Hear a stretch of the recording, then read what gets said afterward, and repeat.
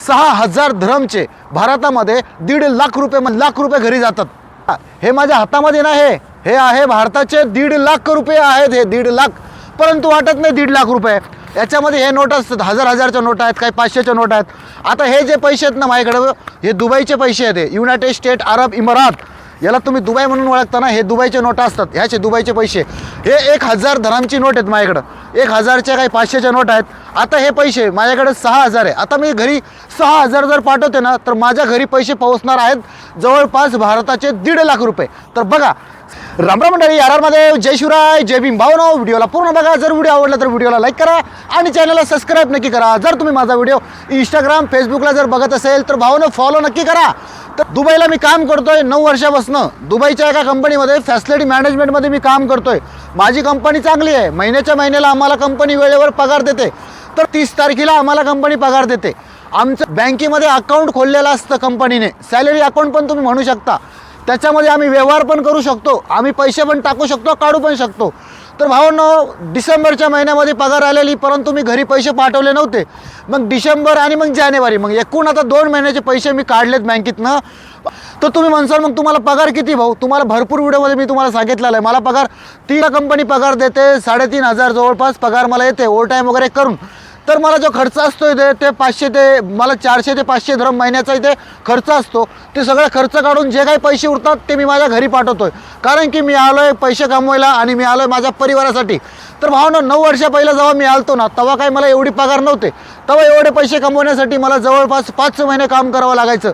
परंतु आता इकडे 9वं वर्ष मला ह्या दुबईत सुरू आहे। तर 9 वर्षापासून जे 1400 होते ना, आता 1400वरनं मी 3,500वरती आलोय, म्हणजे डबल पगार। भरपूर व्हिडिओमध्ये मी तुम्हाला सांगत असतो की सुरुवातीला कमी पगार असते, नंतर पगार वाढते, नंतर तुम्हाला पुढे जाता येतं। भरपूर व्हिडिओमध्ये मी तुम्हाला सांगितलेलं आहे। अहो ना, तुम्ही म्हणसान 1.5 लाख रुपये 2 महिन्यामध्ये, हे तर काहीच नाही आहे। आपल्याकडे टॅक्सीवाला कमवतोय, आपल्याकडे रिक्षावाला कमवतोय, हे ऐकायला मला चांगलं वाटतंय।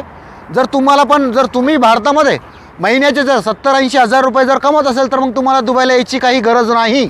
जर तुम्ही भारतामध्येच तेवढे पैसे कमवत असेल तर, जर तुम्ही भारतामध्ये 15 ते 10 हजार किंवा 20 हजार जर तुम्ही महिना भारतामध्ये कमवत असेल तर तुम्ही दुबईला येऊन काम केलं पाहिजे। दुबईला कामाला कसं यायचं असतं, काय करावं लागतं, भरपूर व्हिडिओ आपले आहेत, भरपूर व्हिडिओ आहेत आपल्या यूट्यूबवरती। तुम्ही व्हिडिओ पूर्णच बघा जा, तुम्हाला भरपूर माहिती मिळेल माझ्या व्हिडिओमध्ये। आता दिसतं सगळ्यांना की आता 1.5 लाख रुपये 2 महिन्यात आहेत, एका महिन्याचे म्हणजे 75 ते 80 हजार रुपये महिना इथे मी कमवतोय। आता दिसतंय की 80-80 हजार रुपये महिना हा दुबई राजा कमवतोय दुबईत। परंतु त्यांना आमचे ते कष्ट दिसत नाही, आमची मेहनत दिसत नाही, आम्ही परिवारापासून लांब राहतो, त्यांना हे दिसत नाही। बाकी सगळ्यांनाच असं वाटेल की गेल्याच 80 ने 1 लाख रुपये महिना पाहिजे, परंतु असं काही होत नसतं। इथे आल्यावरती थोडा दिवस इथे द्यावं लागतात, इथे मेहनत करावं लागते, इथे वेळ द्यावा लागतो, इथे काम चांगलं करावं लागतं आणि मगच तुम्हाला ही पगार आणि मग तुम्हाला इथपर्यंत पोहोचता येतं। जर तुम्ही म्हणसान मी आता दुबईला उद्या कामाला येतो आणि मला परवा दिवशी 70-80 हजार पगार पाहिजे, तर असं होत नाही। आणि मला एक तर शिक्षण नाही आहे, मला लिहायला येत नाही, मला वाचायला येत नाही, मला इंग्लिश बोलता येत नाही आहे, मला इंग्लिश लिहिता येत नाही आहे आणि माझं शिक्षण फक्त 7वी झालेलं आहे, ते पण गव्हर्नमेंटच्या शाळेत। तर मला काही शिक्षण एवढं काही नाही आहे, माझ्याकडे ITI डिप्लोमा, माझ्याकडे डिग्री वगैरे काहीच नाही।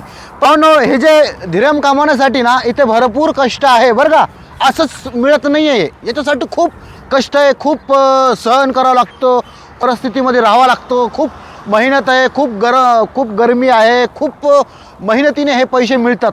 आणि मग हे पैशाचं आपण जर इथे आलो तर मग ह्या पैशाचं आपल्याला सोनं करावंच लागेल, कारण की जे काही आपल्याला इथे पगार येते, एक तर इथे पैशाचा जास्त उडवा नाही करायचा, पैसे जास्त खर्च नाही करायचे, जिथे गरज आहे तिथेच पैसे खर्च करायला पाहिजे, तेव्हाच माणूस इथे सक्सेस होतो, नाहीतर सक्सेस होत नाही। भरपूर असे काही लोक आहेत 10-10, 15-15 वर्ष करून काम करून जातात आणि त्यांच्याकडे काहीही उरत नाही।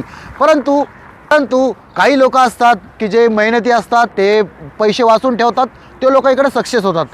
जर तुम्हाला माझा आजचा हा व्हिडिओ जर आवडला असेल ना, तर कृपया करून चॅनलला सबस्क्राईब करा आणि व्हिडिओला लाईक नक्की करा। जर तुम्ही मला इंस्टाग्राम फेसबुकला जर बघत असेल तर फॉलो नक्की करा। तर भावना, परत भेटू नवीन व्हिडिओमध्ये, तोपर्यंत जय हिंद, जय महाराष्ट्र, हर हर महादेव, जय शिवराय, जय शंभूराजे, जय भीम।